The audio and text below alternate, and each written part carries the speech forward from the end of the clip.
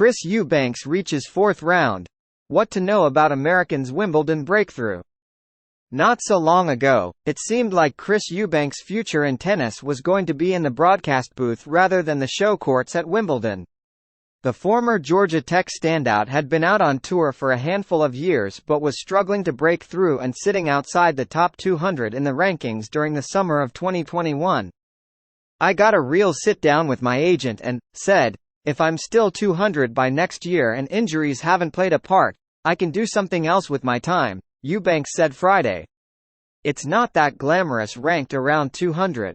So when Eubanks started showing up on the Tennis Channel, doing week-long stints here and there, it felt like a transition was underway. And perhaps more than any other active player that has taken opportunities to do commentary, Eubanks was really good at it.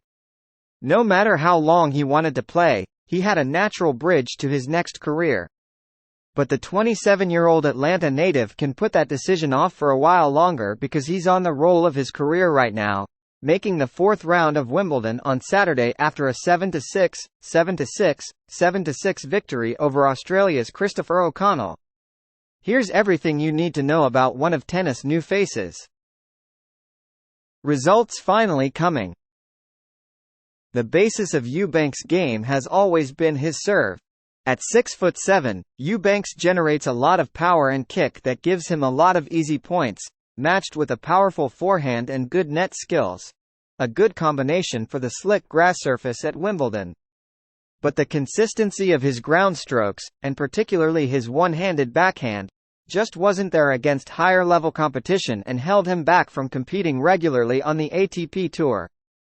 Eubanks finally won a first-round match at last year's US Open, his sixth time in the main draw of a Grand Slam, and did the same in this year's Australian Open.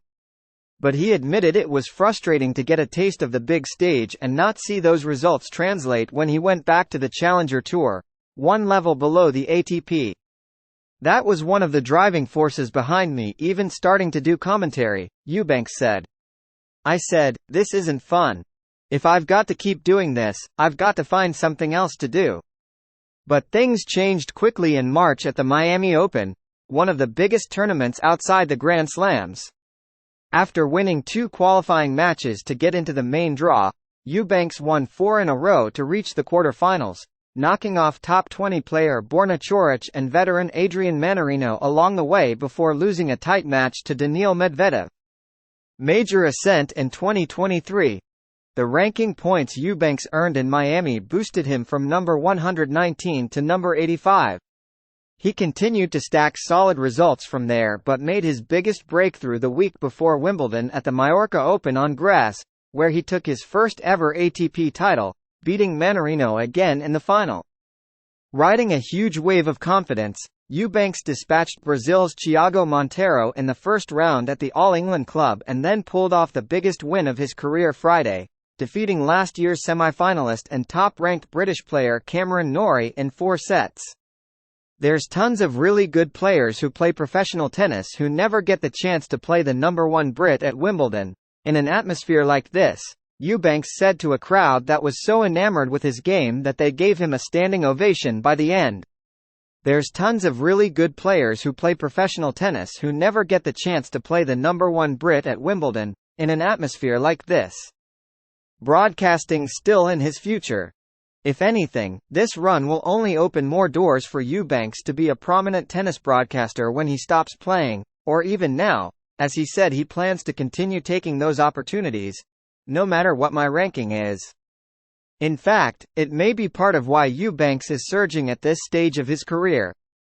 Eubanks said being in the broadcast booth and analyzing what other players are doing right and wrong on the court has helped him take the emotion out of looking at his own play when he's on the court and not be as frustrated if he makes a mistake.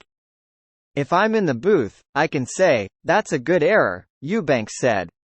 "I think commentary has really helped my game, helped my ability to watch the match and play into a style, and I plan to continue on doing it." Thanks for watching NY News. Stay tuned for more updates.